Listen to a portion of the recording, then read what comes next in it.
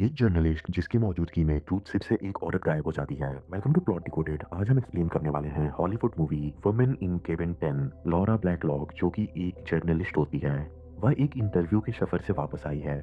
Laura अपने boss को बतलाती है कि जिसका इंटरव्यू लेने वो गई थी उसे डुबाकर मार दिया गया ताकि वो सच्चाई न बतला पाए, जिससे कि लॉरा काफी दुखी है। लॉरा बॉस से बात कर रही होती है, तभी उसे बेन का कॉल आता है जिसे लॉरा पिक नहीं करती क्योंकि बेन लॉरा का बॉयफ्रेंड था, जिससे कि अब इसका ब्रेकअप हो चुका है और लॉरा उससे बातें नहीं करना चाहती। लॉरा की बॉस कहती है कि लॉरा को कुछ दिनों के लिए छुट्टी ले लेनी चाहिए, लेकिन लॉरा मना कर देती है। वह बॉस को एक मेल दिखाती है जो कि एक इनविटेशन है एक क्रूज शिप इवेंट का। लॉरा बतलाती है कि एना लिंगस्टेड जो कि नॉर्वेजियन शिपिंग कंपनी की वारिस है, उसे फोर्थ स्टेज कैंसर है, इसलिए उसका हस्बैंड रिचर्ड एक एनजीओ ओपन कर रहा है जो कि जरूरतमंद लोगों के कैंसर के इलाज में हेल्प करेगा। इसके लिए उसने एक गैला होस्ट किया है जिसमें कि वह अपने बिलियनियर दोस्तों को बुला रहा है और लॉरा को भी बुलाया है ताकि वो रिचर्ड के फाउंडेशन के बारे में लिखे। लॉरा कहती है कि वह छुट्टियों की जगह इस क्रूज शिप पर जाना पसंद करेगी और एक हफ्ते में वो इन सब की पोल खोल देगी। लॉरा शिप पर पहुंचती है जहां शिप की चीफ स्टीवर्ड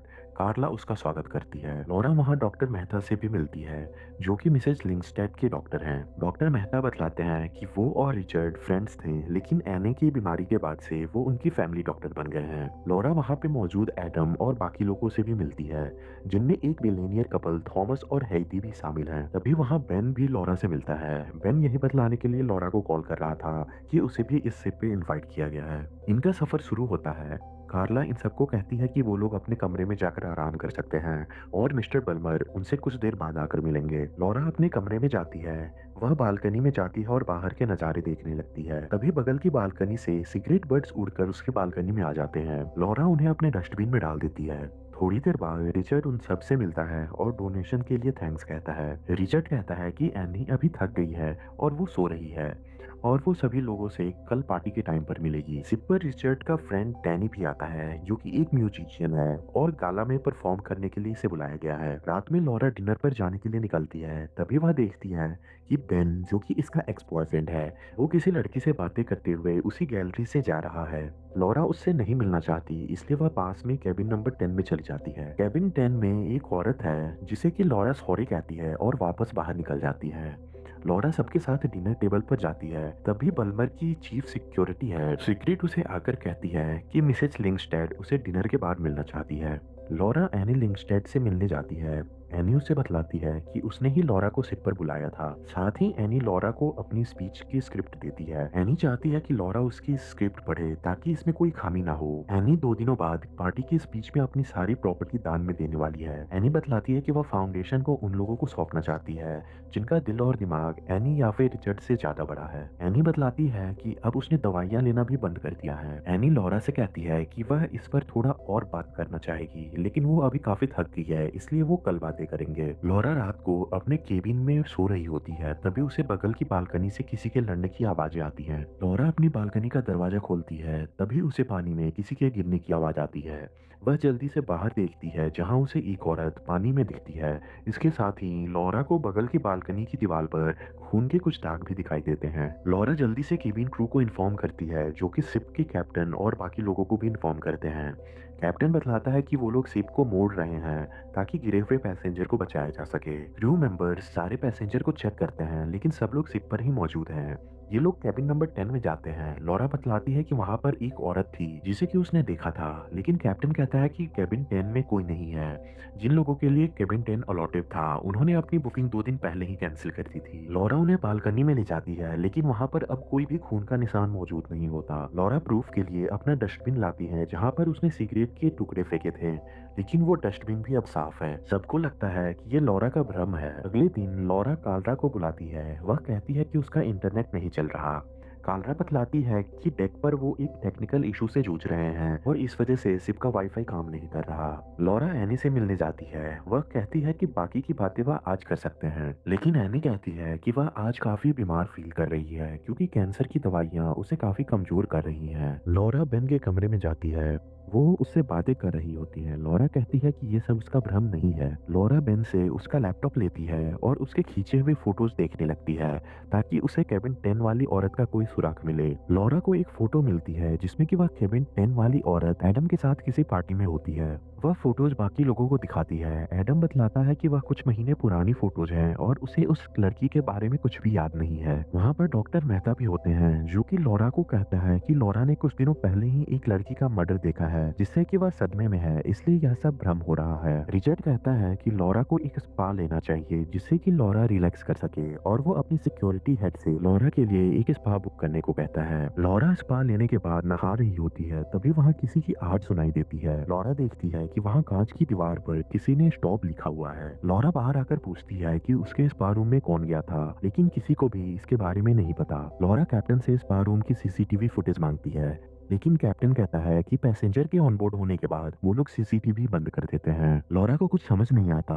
फिर लॉरा जब अपने कमरे में नहाने जाती है तो फर्श पर पड़े बालों को देखकर वो थोड़ा सोचती है। फिर लॉरा बालकनी क्रॉस करके केबिन 10 में जाती है। वहाँ पर वह बाथटब और बेसिन के होल्स चेक करती है जहाँ से लॉरा को किसी लड़की के कुछ गिरे हुए बाल मिलते हैं। लॉरा इन्हें एक पॉलिथीन बैग में अपने वॉश बेसिन में छिपा देती है। लॉरा डेल से मिलती है। वह कहती है कि यह क्रूज शिप का पहला सफर है और अगर कोई रूम नंबर 10 में नहीं था तो फिर ये बाल किसके हैं। डेल लॉरा को समझाने की कोशिश करता है। डेल कहता है कि शिप से उतरने के बाद वह लॉरा की हेल्प करेगा उस फोटो वाली लड़की को ढूंढने में, लेकिन अभी ये लोग शिप पर हैं और कहीं भी नहीं जा सकते, इसलिए लॉरा इन सब के बीच में ना पड़े। शाम को सब लोग ड्रिंक्स पर बैठे होते हैं, तभी वहाँ लॉरा एक गेस्ट से पूछती है कि वह रिचर्ड को कैसे जानता है। वह गेस्ट बतलाता है कि रिचर्ड ने उसकी कंपनी में इन्वेस्ट किया है और उसने रिचर्ड के लिए एक AI based face detection system design किया है। अगले दिन सारे पैसेंजर्स बोट से बाहर एक छोटी नाव पर घूमने जाते हैं, लेकिन लॉरा कहती है कि उसका बाहर जाने का मन नहीं है और वह वहीं रुक जाती है। डॉक्टर मेहता भी कहता है कि वह अपनी मरीज के साथ ही रहेगा, इसलिए वह भी शिप पर रुक जाता है। पैसेंजर्स के जाने के बाद लॉरा शिप पर क्रू से बातें करती है। वह पूछती है कि अगर किसी इंसान को जहाज पर छिपा कर लाना हो तो वह कैसे किया जा सकता है, लेकिन क्रू मेंबर कहते हैं कि उन्हें पैसेंजर से इस तरह बातें करने की परमिशन नहीं है। लॉरा वापस अपने कमरे में जाने लगती है, तभी उसे डॉक्टर मेहता मिलते हैं। डॉक्टर मेहता पूछता है कि लॉरा क्रू मेंबर्स के केबिन में क्या कर रही थी। लॉरा बतलाती है कि वह शिप देख रही थी। लॉरा को डॉक्टर मेहता पर शक होता है, इसलिए वह अपने कमरे में जाकर बाल वाले पैकेट को ढूंढती है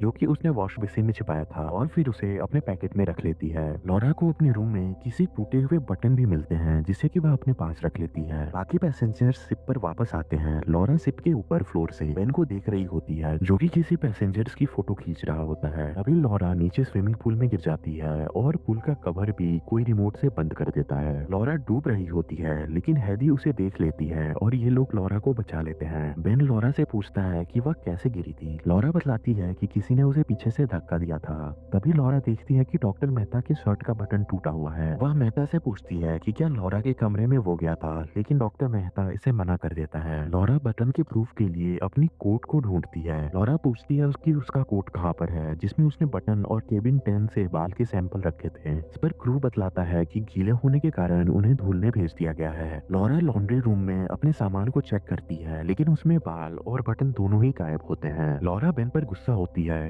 कि उसने सबको प्रूफ के बारे में बताया होगा, क्योंकि लॉरा के अलावा सिर्फ बेन को ही पता था कि केबिन 10 की लड़की का सबूत लॉरा के पास में है। बेन कहता है कि वह लॉरा की हेल्प करना चाहता था। लोग उसे पागल समझ रहे थे, इसलिए बेन ने सबको बतला दिया था कि लॉरा के पास में प्रूफ मौजूद है। इधर सबको लग रहा होता है कि लॉरा ने सुसाइड करने की कोशिश की है। इस वजह से डैनी, जिसे कि गाला में परफॉर्म करना है, वह कहता है कि अगर लड़की शिप पर मर गई तो उसका करियर खराब हो जाएगा और इसी डर से वह वापस चला जाता है, जिससे कि सभी पैसेंजर्स लॉरा से खफा हो जाते हैं। वो सब लॉरा को डैनी के जाने के लिए जिम्मेदार ठहराते हैं। लॉरा रात को अपने कमरे में होती है, तभी उसके दरवाजे पर कोई नॉक करता है। लॉरा दरवाजा खोलती है, लेकिन वह आदमी वहां से भाग जाता है। लॉरा उसका पीछा करते हुए शिप के निचले फ्लोर तक जाती है, जहां वह देखती है कि ये कोई और नहीं बल्कि केबिन 10 वाली औरत है। वह लॉरा से कहती है कि तुमने मुझे देख लिया, मैं पानी में नहीं गिरी हूँ, ये सब तुम्हारा भ्रम है। वह औरत कहती है कि उसने ही ग्लास पर स्टॉप लिखा था लॉरा को चेतावनी देने के लिए। लॉरा पूछती है कि वहाँ पानी में कौन गिरा था और उन बालों को भी क्या इसी ने हटाया है, और तुमने मुझे स्विमिंग पूल में धक्का क्यों दिया। इस पर वो औरत कहती है कि यह उसने नहीं किया था। वो कहती है कि तुम अब इन सब बातों में मत पड़ो, वरना वो लोग तुम्हें मार डालेंगे। लॉरा इस औरत को धक्का देती है, जिससे कि उसका विग उतर जाता है। लॉरा देखती है कि वह और कोई नहीं बल्कि खुद एनी है।